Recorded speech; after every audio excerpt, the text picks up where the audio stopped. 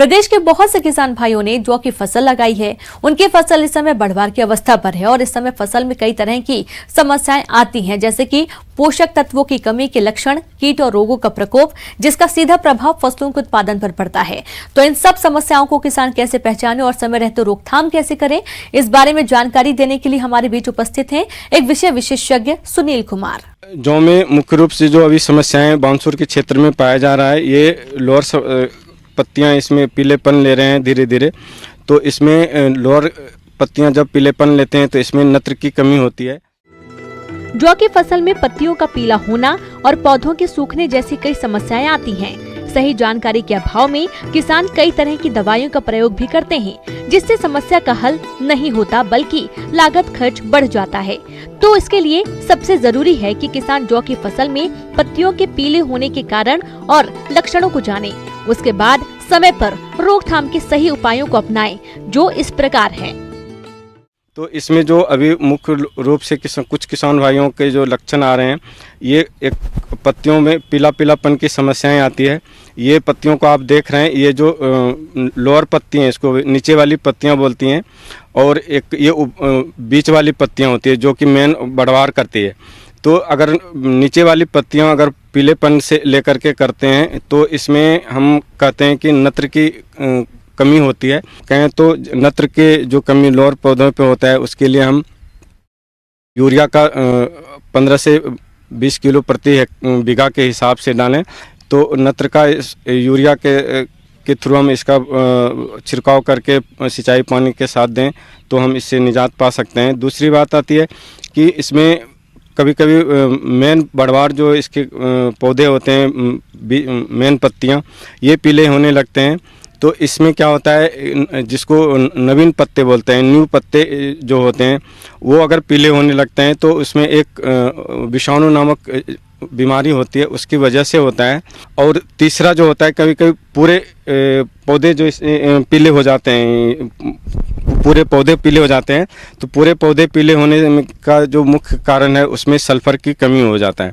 और इसी प्रकार से हम जब पूरा पौधे अगर आपको पीला खेतों में दिखे तो आप सल्फर का उपयोग करें।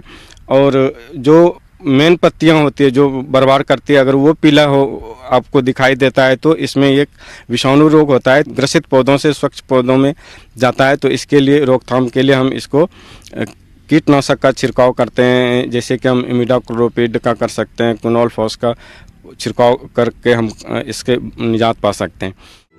जौ की फसल में कीटों के द्वारा अधिक नुकसान होता है, जिसमें एक है दीमक कीट। तो किसान इस कीट के प्रकोप को कैसे जाने और समय रहते इसके नियंत्रण के लिए कौन कौन से उपायों को अपनाएं, आइए इस बारे में जानते हैं। दूसरी मुख्य रूप से अभी एक दीमक की समस्याएं आती है, जो खरीफ फसल के साथ साथ बुआई के समय में भी आता है। दीमक का पहचान ये है कि अगर आप खेतों में जाएंगे तो अगर उसको आप पौधे को उखाड़ के देखेंगे तो उसकी जड़ें आपको नहीं दिखेगा। अगर आपको जड़ें कटा हुआ और पौधे इजी वे में अगर आपके हाथ में आ जाता है तो समझिए कि वो जौ में आपका दीमक का प्रभाव है। तो अगर हम दीमक की बात करें तो खरीफ फसल में क्लोरोपाइरीफॉस 4 लीटर प्रति हेक्टेयर के हिसाब से सिंचाई पानी के साथ दें। जो भी दीमक की समस्या है उससे आप निजात पाएंगे। आज के समय में जौ की फसल भी रोगों के प्रकोप से अछूती नहीं है। ऐसे में जरूरत है जौ की फसल में लगने वाले रोगों की सही पहचान करके समय रहते नियंत्रण किया जाए, तभी जौ की फसल से आने वाले दिनों में भरपूर पैदावार मिलेगी।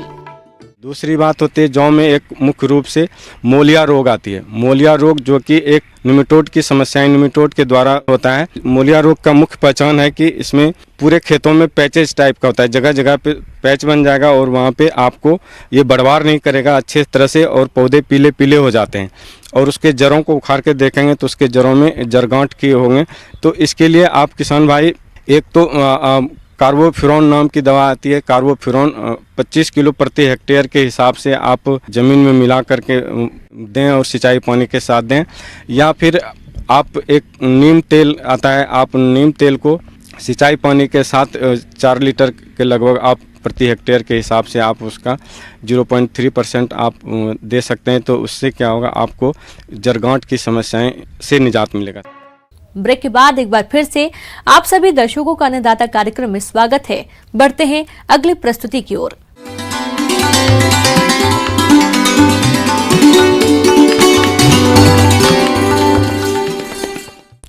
अन्नदाता हेल्पलाइन निःशुल्क फोन संपर्क सेवा के माध्यम से आपके द्वारा पूछे गए प्रश्नों में से एक या दो महत्वपूर्ण प्रश्नों को हम अपने कार्यक्रम में शामिल करते हैं और इसी के तहत आज का चयनित प्रश्न और उसका जवाब इस प्रकार है।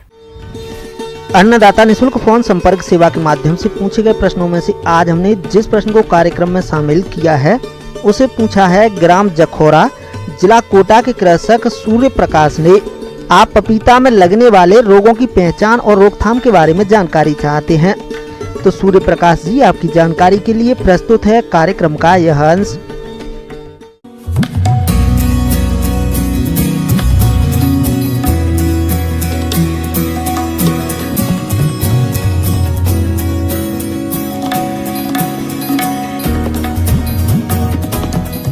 किसान भाइयों, आप जानते हैं कि पपीता एक महत्वपूर्ण फलदार वृक्षों में से कम दिनों की एक ये फसल है और इसके अच्छा उत्पादन प्राप्त होता है।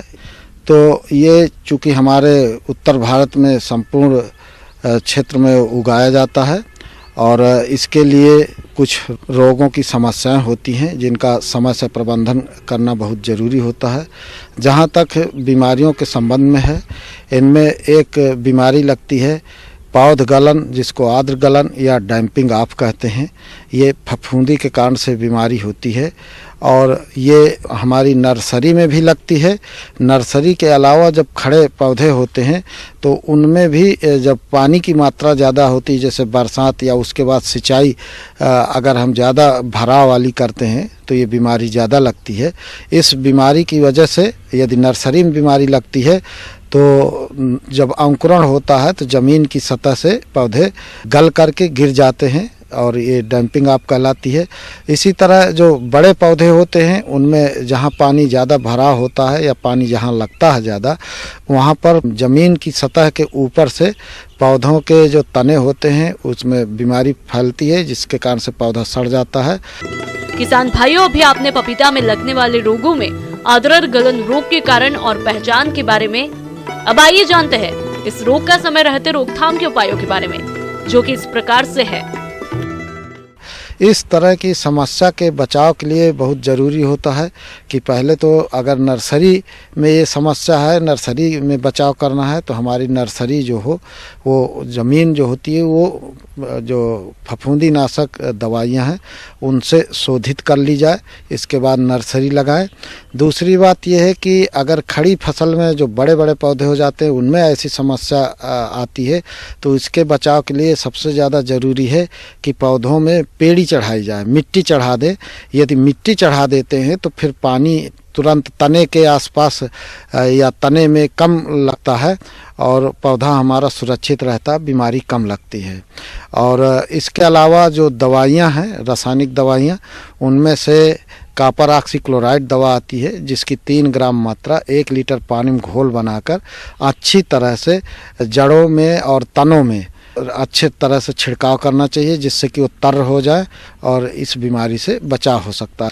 इसी तरह से जो दूसरी बीमारी होती है पत्तियों में जो लीफ कर्ल की बात होती है, जो विषाणु रोग है, यह पपीता की फसल का सबसे विनाशकारी रोग है और ये विषाणु जनित समस्या है जिसे सफेद मक्खी, माहू और अन्य रस चूसने वाले कीटों द्वारा एक पौधे से दूसरे पौधों पर फैलाया जाता है। इस रोग के लक्षण केवल पत्तियों पर दिखाई पड़ते हैं। रोगी पत्तियां छोटी, झुर्रीदार, खुरदरी और बेडोल हो जाती है। पत्तियों के शिराओं का रंग पीला पड़ने लगता है और रोगग्रस्त पत्तियां नीचे की तरफ मुड़ जाती है, जिससे ये उल्टे प्याले की तरह दिखाई पड़ती है। इस समस्या के प्रबंधन के लिए भी नर्सरी से ही बचाव किया जाता है। सबसे पहले तो जो हम बीज का जो उपयोग कर रहे हैं वो बीज हमारा जो हो वो प्रमाणित और विश्वसनीय जगह का बीज होना चाहिए, जिससे कि बीज के साथ ही बीमारी ना आए। इसके अलावा जब बीज को हम नर्सरी में डालें तो लो टनल पॉली हाउस के अंदर डालना चाहिए।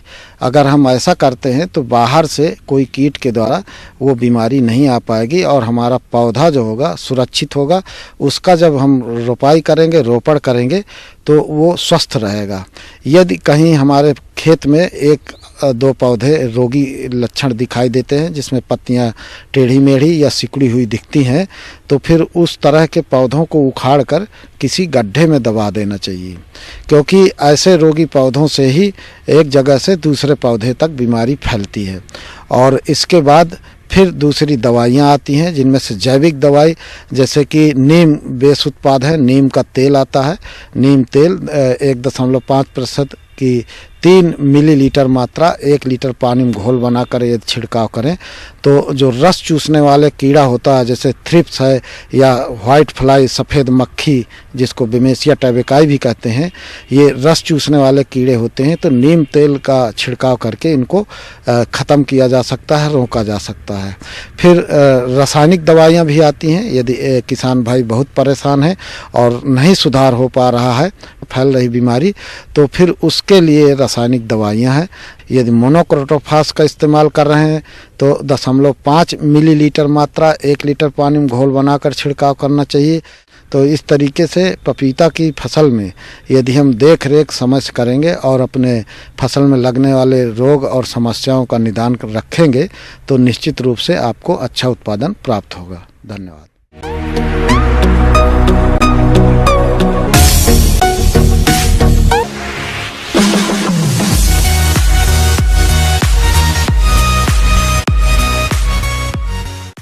आइए अब एक नजर डालते हैं राज्य की कुछ चुनी हुई मंडियों के प्रमुख फसलों के बाजार भाव पर।